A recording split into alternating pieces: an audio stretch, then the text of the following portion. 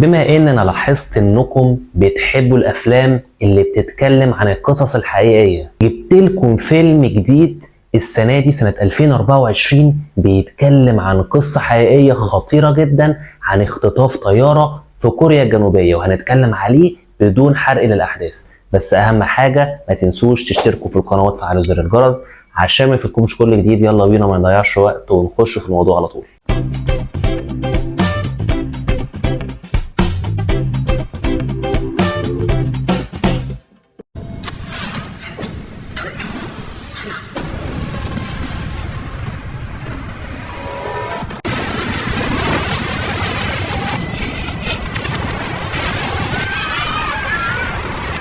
الفيلم اللي هنتكلم عليه النهارده هو فيلم هايجاك 1971، الفيلم الكوري اللي اتعمل السنة دي ومدة الفيلم ساعة و40 دقيقة، والفيلم من نوع أكشن إثارة جريمة، وتقييمه على IMDb 7/10، وده يعتبر يا جماعة تقييم عالي جدا في الأفلام. الفيلم بيحكي عن القصة الحقيقية اللي حصلت لما شخص يقرر يخطف طيارة في كوريا الجنوبية ويفجر فيها عبوة ناسفة، وبيؤمر انها تغير مسارها لكوريا الشمالية، وبيهدد بتفجيرها كلها في حالة مخالفة أوامره. فقائدي الطيارة بيتعرضوا لمصير مجهول بعد إصابة قائد الطيارة، ومش بس كده، لا كمان المحرك بتاع الطيارة اتعطل بسبب العبوة الناسفة اللي فجرها الخاطف. وكمان الخاطف بيؤمر قائد الطيارة هو ومساعده بان هم يكملوا الرحله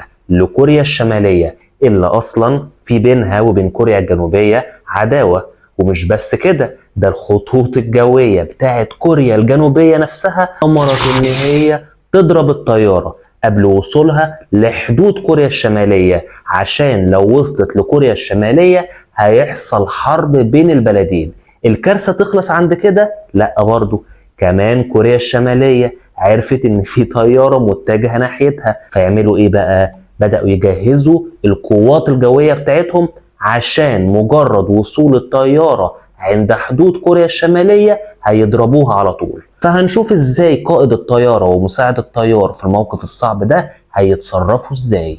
الفيلم ده بوضع بسيط جدا خلانا نكتشف او نعرف او نتاكد بطبيعه العلاقه العسكريه والسياسيه بينها وبين كوريا الجنوبية، اللي فيه أصلا مشاكل بين البلدين لحد دلوقتي. والحقيقة حابب أقول إن الفيلم كان جامد جدا في مشاهد الإخراج ومشاهد التصوير، وخاصة مشاهد إقلاع الطيارة وتجاوزها لعوائق زي الجبال. وطبعا الأداء التمثيلي كان ممتاز، وخاصة مساعد الطيار اللي هو بطل الفيلم. عيوب الفيلم بالنسبة لي هي قليلة، هي يعتبر عيب واحد بس، ان هو CGI او المشاهد التصويرية كانت ضعيفة في بعض الأوقات، بس انت مش هتاخد بالك، يعني مش هيأثر على الفيلم بمعنى أصح يعني، وهتستمتع بالفيلم جدا. الفيلم يعتبر واحد من أجمد وأعظم الأفلام اللي اتعملت السنة دي حرفيا، وتقييمي للفيلم 8.5/10. حابب برضه ارشح لكم بعض المسلسلات او الافلام اللي بتتكلم برضه عن اختطاف الطياره لو انتوا بتحبوا النوع ده. منهم مسلسل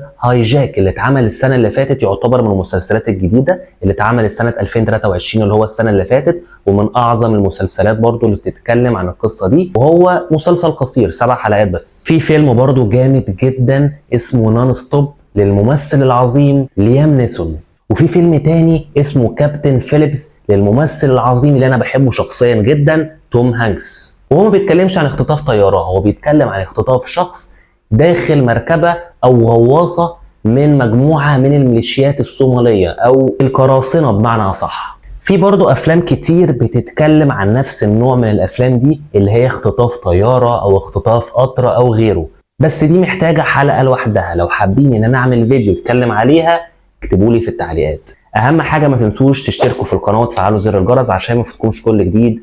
كان معاكم محمد العايدي، السلام عليكم.